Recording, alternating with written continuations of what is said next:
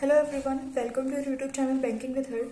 This video is about SBI PO Prelims 2022 और बहुत सारे एस्पिरेंट के साथ अभी क्या हो रहा है कि स्कोर जो है ना वो एक जगह पे आके स्टक हो गया है कि स्कोर और परसेंटाइल कि जैसे 45 से 50 की रेंज में इससे ज़्यादा स्कोर नहीं हो पा रहा है और परसेंटाइल अराउंड 70 स्टक हो गई है।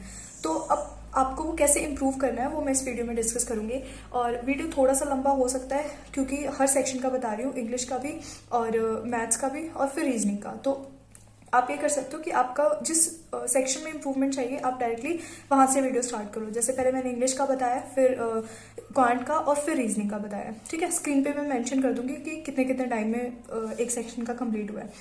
सबसे पहले ज़रूरी चीज़ क्या है कि आपको अपनी मिस्टेक पता होनी चाहिए कि क्यों टाइम ले रहे हो आप क्वेश्चंस में, और दूसरा कि आपको उन मिस्टेक पे काम करना है, तभी आपकी जो है जो ज़्यादा स्कोर आएगा। मिस्टेक कैसे पता चलेंगी? एनालिसिस से। अगर आप ये सोचते हो ना कि मैं दिन के 5 से 6 मॉक दूंगा या दूंगी और मेरा स्कोर इंप्रूव हो जाएगा, तो ऐसा नहीं होगा। चाहे दिन के 2 से 3 मॉक दो, सफिशिएंट है, बट इनका एनालिसिस बहुत अच्छे से करो। करना कैसे है? सबसे पहले इंग्लिश के लिए स्टार्ट करते हैं। इंग्लिश में रीडिंग स्पीड आपकी बहुत बहुत मैटर करती है, और सिर्फ आरसी में नहीं, हर क्वेश्चन में, चाहे वो एरर का क्वेश्चन हो, मैच द कॉलम्स हो, और या फिर कोई फिलर्स के क्वेश्चन हो, या कोई वर्ड स्वैप का क्वेश्चन हो, इवन क्वांट में अगर डीआई में भी, और रीजनिंग में, पजल्स में रीडिंग स्पीड बहुत काम आती है। रीडिंग स्पीड अच्छी होने का मतलब क्या है? ये नहीं कि आपने एक लाइन कितनी जल्दी पढ़ लिया, ये कि आपने उस लाइन को जल्दी पढ़ा और साथ में आपको एक बार पढ़ने से वो लाइन समझ में भी आई।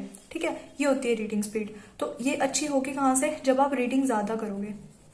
अभी जितना टाइम है ना आपका एग्जाम तक, इसमें भी इम्प्रूव हो सकती है। और करना क्या है कि डेली न्यूज़पेपर पढ़ना है। अब न्यूज़पेपर मिलेगा कहाँ से डेली का?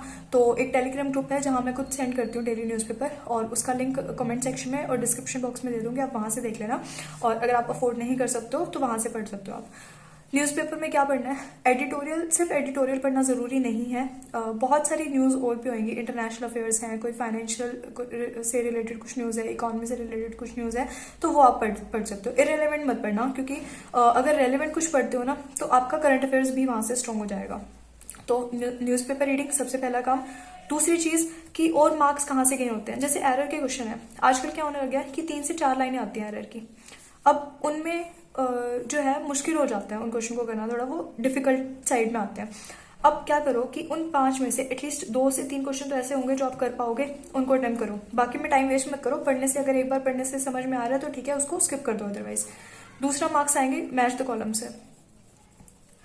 मैच द कॉलम्स के अलावा जो मार्क्स गेन हो सकते हैं वो है फिलर्स से, जिसको क्लोज टेस्ट भी बोलते हैं। इसके अलावा और जो मिसलेनियस क्वेश्चंस हैं, जैसे वर्ड स्वैप के क्वेश्चंस आते हैं कि ए और सी को अगर हम इंटरचेंज करते हैं तो सेंटेंस की फॉर्मेशन ठीक होगी या नहीं होगी, इस टाइप के जो क्वेश्चंस हैं, यहाँ से मार्क्स गेन हो सकते हैं अपने। ठीक है, तो एटलीस्ट आप 20 तो स्कोर कर सकते हो अगर अच्छी एक्यूरेसी मेंटेन करते हो, अगर आपकी रीडिंग स्पीड ठीक ठाक है तो। और ये था इंग्लिश के लिए। अब क्या करो कि सेक्शनल ज़्यादा लगाओ। रीडिंग का हो गया, न्यूज़पेपर करो, बाकी सेक्शनल और मॉक से आपकी इंप्रूवमेंट हो जाएगी। एनालिसिस करना। अब मान लो कोई ऐसा एरर है जो आपने बिल्कुल नया पढ़ा, आज से पहले कहीं नहीं पढ़ा था, तो उस एरर को ना एक पेज पे लिख लो।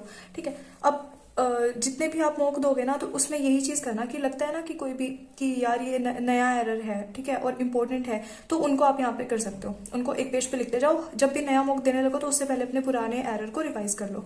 ये था इंग्लिश के लिए। अब अगर बात करें क्वांट की, तो क्वांट में क्या करना है? सबसे पहले तो अटेम्प्ट करने का वे मैटर करता है। क्या करना है? पहले 1 लाइनर अटेम्प्ट करने हैं। एक्चुअल एग्जामिनेशन में 1 लाइनर में क्या आएगा? सिंप्लीफिकेशन आ गई, और इसके अलावा क्वाड्रेटिक इक्वेशंस आ गई, और जो सीरीज है वो आ गई, रोंग और मिसिंग जो भी आएंगी। इसके अलावा फिर करना है डीआई, फिर लास्ट में करना है अर्थमेटिक। लेकिन अगर सीरीज की बात करें तो रॉन्ग सीरीज आती है तो मैं नहीं अटेम्प्ट करती हूँ उनको। बस क्या करो, मैं क्या करती हूँ वो बता देती हूँ आपको कि जितनी भी सीरीज आई है, मान लो 5 आई है, मैं उन 5 की 5 को ना एक बार देख लूंगी। ठीक है, एक बार ट्राई करती हूँ, बन गया तो ठीक है। एटलीस्ट इनमें से 1 से 2 ऐसी होती हैं कि जो बन जाती हैं ईजिली। मोस्टली उनमें क्या होगा कि डिफरेंस होगा, सिंगल डिफरेंस होगा या डबल डिफरेंस होगा। ठीक है, या फिर थोड़ा बहुत मल्टीप्लीकेशन का कुछ हो सकता है, और चांसेस होते हैं कि अगर 1 से 2 नंबर यहाँ से आ सकते हैं। बाकी 3 में मैं टाइम वेस्ट नहीं करती, क्योंकि अगर उन 3 को मैं सॉल्व करने लगूँ ना तो एक जो सिंगल क्वेश्चन है वो मुझसे आराम से 1 से 1.5 मिनट में सॉल्व होगा। वही टाइम अगर मैं अर्थमेटिक में दूंगी ना तो मे बी मैं 1-2 क्वेश्चन एक्स्ट्रा अटेम्प्ट कर पाऊँ। ठीक ठीक है, तो 1-2 नंबर वहां से ज्यादा आ सकते हैं। इसलिए टाइम वेस्ट नहीं करना है किसी क्वेश्चन पे।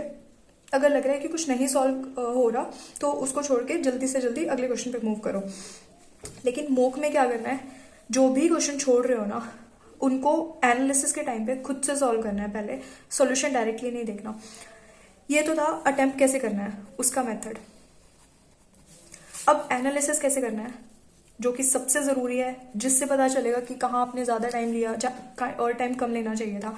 देखो, सबसे पहले ना उन क्वेश्चन को देखो जो आपने अटेम्प्ट किए थे। ये इसको हम सबसे ज्यादा इग्नोर करते हैं अपने एनालिसिस में कि यार ये तो हो ही गए थे ना, छोड़ो इनको क्या देखना है। लेकिन आपको ये तो नहीं पता ना आपने कितना टाइम कंज्यूम कर लिया इनमें।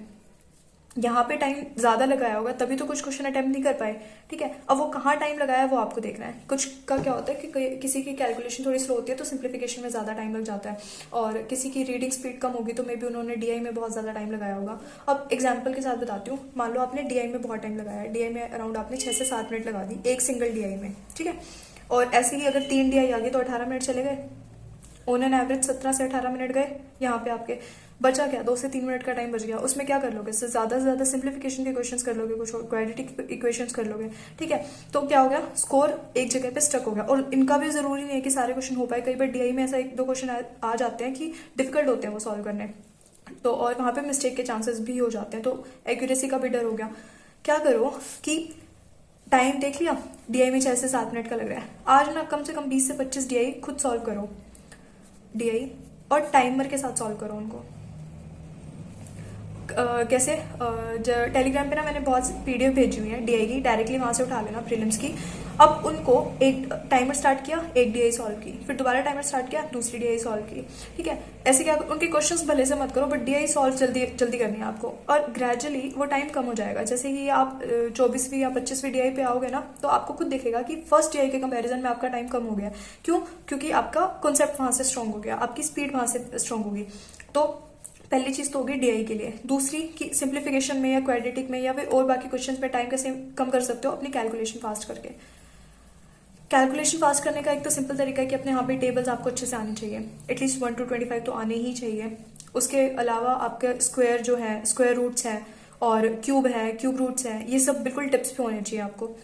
दूसरी चीज आपको क्या करनी है, मान लो ये पूरा पेज ब्लैंक है, इस पे ना रैंडम नंबर्स लिख लो और उनकी कैलकुलेशन करो। जैसे मान लो लिख दिया 48 + 52, ठीक है। फिर अगले टाइम पे लिख दिया 43 - 28, ठीक है। फिर लिख दिया 26 इंटू में 93, फिर लिख दिया 96 डिवाइडेड बाय 16, ठीक है। ऐसे ही रैंडम नंबर्स सिर्फ एक बार लिख के पूरा पेज अपना भर दो, कम से कम 7 से 8 लाइनें बना लो, फिर उनको सॉल्व करना स्टार्ट करो। अब क्या होगा कि कभी आपका एडिशन आ रहा है, कभी वो आ रहा है, कभी सब्ट्रैक्शन आ रहा है, कभी मल्टीप्लिकेशन आ रही है, कभी डिवीजन आ रही है, तो माइंड जो है वो स्विच करने में एक्सपर्ट हो जाएगा कि अच्छा अभी एडिशन करनी है, फटाफट कर लिया यहाँ से, फिर माइनस करना है, ठीक है, जल्दी हो गया। अब ऐसे जो है आपकी कैलकुलेशन स्पीड इंक्रीज हो सकती है अगर आप करना चाहो तो। इसके अलावा बहुत सारी ऐप भी होती है बट वो टाइम वेस्ट लगता है। सबसे सिंपल और सबसे इफेक्टिव वे मुझे यही लगता है कैलकुलेशन के लिए। और ये हो गया क्वांट के लिए।